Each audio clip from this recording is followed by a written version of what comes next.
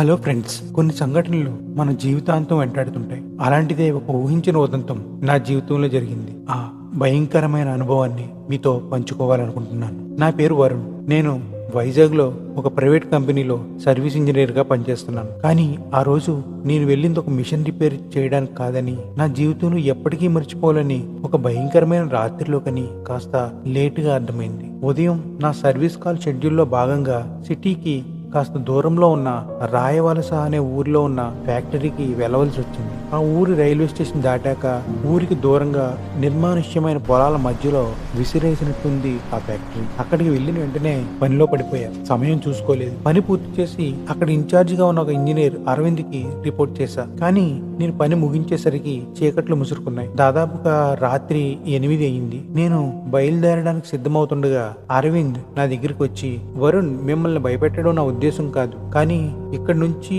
ఈ సమయంలో బయలుదేరడం అంత మంచిది కాదు. మీరు వచ్చే దారిలో ఇక్కడి శ్మశానం గమనించారో లేదో, ఆ ప్రాంతం గురించి కొన్ని కథలు ప్రచారంలో ఉన్నాయి. అందువల్లనే ఈ సమయంలో ఈ ప్రాంతం అంతా దాదాపు నిర్మానుష్యంగా ఉంటుంది. లోకల్స్ ఎవరు బయటికి రారు. నేను కూడా ఈ మధ్యన ఇక్కడికి వచ్చాను. నన్ను కూడా వెళ్ళవద్దని ఇక్కడ వారు చెప్పారు. మీరు మా కోసం వచ్చారు. మీకు ఏమైనా జరిగితే మా కంపెనీకి చెడ్డ పేరు. అందుకే ఈ రాత్రికి ఇక్కడే మా గెస్ట్ రూమ్ లో ఉండిపోయి ఉదయాన్నే బయలుదేరండి. భోజన ఏర్పాట్లు చేస్తాను అన్నాడు. కానీ నేను ఉదయాన్నే ఒక ఇంపార్టెంట్ ఫంక్షన్ కి అటెండ్ అవ్వాల్సి ఉంది. అందువలన అతని మాట కాదని బయలుదేరవలసి వచ్చింది. కానీ ఊరి పొలిమేర దాటే వరకు ఎక్కడా ఆగవద్దని అతను చెప్పిన మాటను మాత్రం తప్పక పాటిస్తానని చెప్పాను. అందుకే ఊరి పొలిమేర దాటే వరకు ఎక్కడా ఆగకుండా వెళ్ళాలి అనుకుని కారు స్టార్ట్ చేశాను. అలా ఆ ఫ్యాక్టరీ నుంచి పొలాల మధ్య నుంచి నెమ్మదిగా బయటకు వచ్చేసాను. ఇంకాస్త దూరం వెళ్ళగానే కారు సడన్ గా ఆగిపోయింది. నిజానికి నా కారు చాలా మంచి కండిషన్ లో ఉంది. కానీ ఎంత స్టార్ట్ చేసినా స్టార్ట్ అవ్వలేదు. ఇక చేసేది లేక కారు దిగి చుట్టూ చూశాను.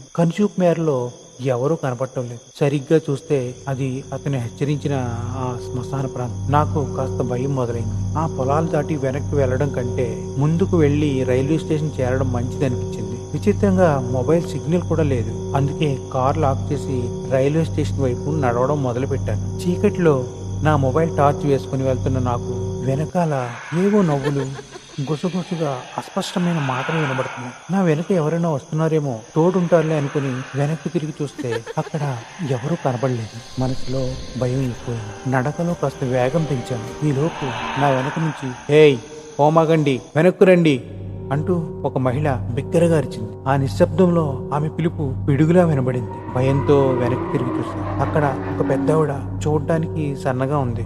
ఎర్రని చీరలో, నుదుటి మీద బొట్టు, ముఖం నిండా విచిత్రమైన పచ్చబొట్లతో జుట్టు విరబోసుకొని ఆ చీకట్లో ఆమె మనిషా లేక మరేదైనా అనిపించింది. బహుశా అరవింద్ చెప్పిన ఆ ప్రమాదం ఈమెనా అనుకున్నా. ఇక నా పని అయిపోయింది అనుకుని ఎలాగైనా ఆమె నుంచి తప్పించుకోవాలని పరుగందుకున్నాను. భయం వల్ల వేగంగా ముందుకు వెళ్ళలేకపోతున్నా. నా వెనుక ఒక దయ్యం ఉంది అన్న ఆలోచనతో నా శరీరం అంతా భయంతో తడిసి ముద్దయిపోతుంది. అయినా ధైర్యం కూడగట్టుకుని పరిగెడుతూనే ఉన్నా.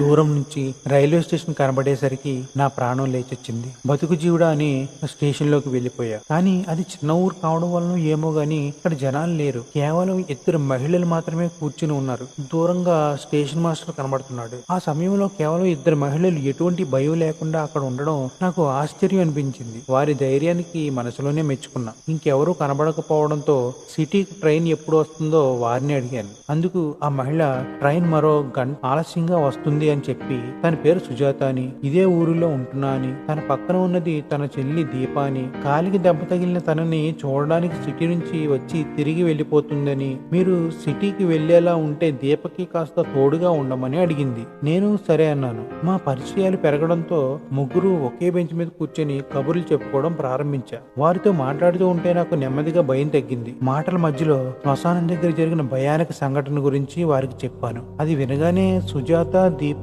ఒకరి చూసుకున్నారు. నాకు రాబోయే అసలు ప్రమాదం గురించి వివరించింది సుజాత. నన్ను వెంబడించిన ఆ వృద్ధురాలు ఒక మంత్రగత్తె అని, అమావాస్య రాత్రులు నాలాంటి యువకులు ఆమె కంటపడితే వశీకరణ విద్య ద్వారా వారు ఎక్కడ ఉన్నా వశపరుచుకొని క్షుద్ర దేవతలకు బలిచ్చి తాను క్షుద్ర శక్తులు పొందుతుందని చెప్పింది. అయితే ఒక సాధువు వచ్చి ఆ సమస్యకు పరిష్కారం చెప్పే వరకు ఇక్కడ యువకులు ఎంతో మంది ఇలా బలైపోయారని, ఇప్పటికీ అమావాస్య రోజులు రాత్రి సమయంలో ఎవరు అటు వెళ్ళరు అని, చాలా రోజుల తర్వాత ఆమె గురించి మళ్ళీ వింటున్నాను అని భయపడుతూ చెప్పింది సుజాత. అంతేకాదు సూర్యాస్తమయం తర్వాత ఆ ఊరి శ్మశానంలోనే ఉన్న పురాతన మర్రి చెట్టుని తాకి అక్కడి మట్టిని తీసుకుని వారం రోజుల పాటు బొట్టు పెట్టుకుంటే ఆ మంత్రగత్తె వశీకరణ ఇక పని చేయదని, కాకపోతే శ్మశానంకి వెళ్లి వచ్చే వరకు ఒక స్త్రీ ఆ యువకుడు కూడా ఉండాలని, అలా చేయడం వలన ఆ తంతు పూర్తయ్యే వరకు ఆ మంత్రగత్తె అతన్ని అడ్డగించలేదని ఆ సాధువు చెప్పిన పరిష్కార మార్గం కూడా చెప్పి వెంటనే ఆ చెట్టు దగ్గరికి వెళ్లి సాధువు చెప్పినట్లు చేయమని చెప్పింది సుజాత. కానీ అవన్నీ నాకు మూఢనమ్మకంగా తోచాయి.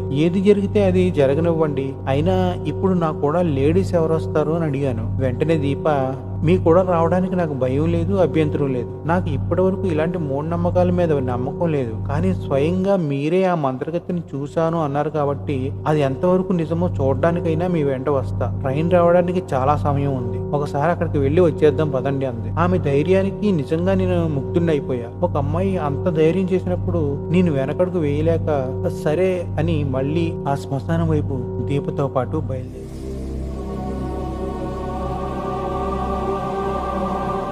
వెళ్తున్నప్పుడు, దీప, నువ్వు మీ అక్క చాలా మంచివారు, లేకపోతే ముక్కు మొహం తెలియని నా గురించి ఎంత రిస్క్ చేస్తారా అని అడిగాను. మా అక్క గురించి మీరు చెప్పింది నిజమే, కానీ నాకు మాత్రం మీతో ఇలా రావడంలో ఒక స్వార్థం ఉంది అంది దీప. స్వార్థమా? ఏంటి ఆ స్వార్థం అని అడిగాను. తను సిగ్గుపడుతూ నవ్విందే గాని ఏమీ మాట్లాడలేదు. ప్లీజ్, ఇప్పుడున్న టెన్షన్ లో ఇంకా టెన్షన్ పెట్టకు దీప, కాస్త నాకు అర్థమయ్యేలా చెప్పు అన్నాను. ట్యూబ్ లైట్, నిన్ను ఫస్ట్ చూడగానే పడిపోయా, అందుకే నీకు ఏమీ జరగకూడదనే స్వార్థంతో నీతో వస్తున్నా, ఎందుకంటే ఇక నీ ప్రాణాలు నావి అంది. నాకు ఏం చెప్పాలో అర్థం కాలేదు. అసలు ఇలాంటి ఒక సిచ్యువేషన్ వస్తుందని కానీ, ఆ టైంలో ఒక అందమైన అమ్మాయి నన్ను ఇలా ప్రపోజ్ చేస్తుందని కానీ అస్సలు ఊహించలేదు. అలా నడుచుకుంటూ మేము ఆ శ్మశానం దగ్గరికి వచ్చేసాం. నిర్మానుష్యమైన ఆ ప్రాంతం చాలా భయాన్ని కలిగిస్తుంది. భయపడుతూనే ఆ శ్మశానంలోకి అడుగు పెట్టాను, కానీ దీపలో అలాంటి భయం ఏమీ కనబడలేదు నాకు. ఆ రావి చెట్టు ఎక్కడ ఉంది అని చూస్తూ ఉంది. ఆ రావి చెట్టు కనబడింది. అదిగో వరుణ్, ఆ రావి చెట్టు, పద వెళ్దాం అంది దీప.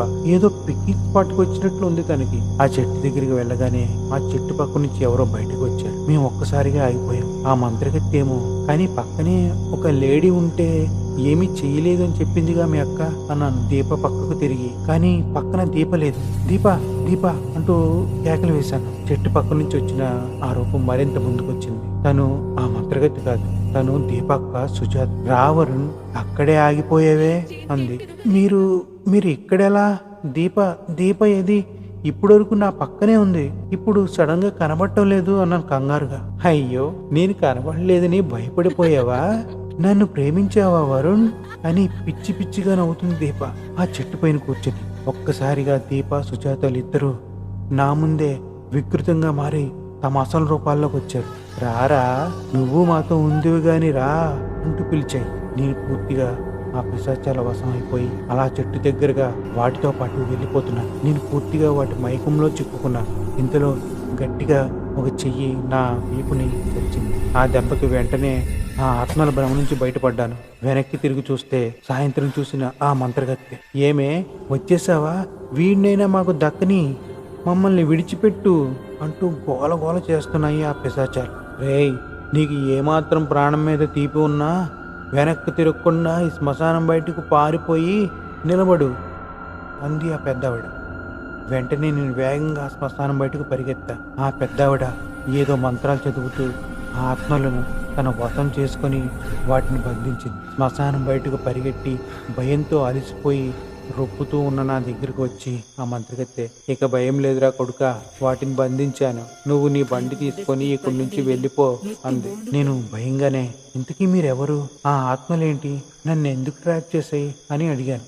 అవి మోహిని పిశాచాలని, మగాళ్లను వారి భ్రమలో బంధించి తరువాత వారి ప్రాణాలు తీసేస్తాయని, అవి నా వెంటపడే సమయంలోనే ఆమె వాటిని చూసి బంధించే ప్రయత్నం చేసిందని, కానీ అవి ఆమె నుంచి తప్పించుకొని పారిపోయి వేషాలు మార్చుకొని మళ్ళీ నా దగ్గరికే చేరాయని, నన్ను ఎలాగైనా వెనక్కి రప్పించి ప్రాణాలను తీయాలని ప్రయత్నం చేశాయని చెప్పింది ఆ పెద్దావిడ. సమయానికి ఆవిడ రావడంతో నేను ప్రమాదం నుంచి తప్పించుకోగలిగాను. మీకు చాలా థ్యాంక్స్ అమ్మా. సమయానికి మీరు రాకపోతే నా పని అయిపోయేదే. నిజానికి మొదట మిమ్మల్ని చూస్తే నేను భయపడ్డాను. కానీ మీరే నన్ను రక్షించారు. మన కళ్ళే మనల్ని మోసం చేస్తాయంటే ఇదేనేమో అని ఆమెకు కృతజ్ఞతలు చెప్పాను. ఆగిపోయిన నా కారు ఇప్పుడు పనిచేస్తుంది, మళ్ళీ ప్రయత్నించమని చెప్పింది ఆవిడ. ఈసారి నా కారు వెంటనే స్టార్ట్ అయింది. నేను సంతోషంతో మిమ్మల్ని ఎక్కడ డ్రాప్ చేయాలో చెప్పండి, తీసుకువెళ్తా అన్నాను. నేను చేరాల్సిన చోటుకు నువ్వు రాలేవులే కొడకా, నువ్వు భద్రంగా వెళ్ళి చేరు అని చెప్పింది ఆ పెద్ద ఆవిడ. నేను వెంటనే అక్కడి నుంచి బయలుదేరా. ఏదేమైనా ఈ జీవితం చాలా విచిత్రమైంది కదండి.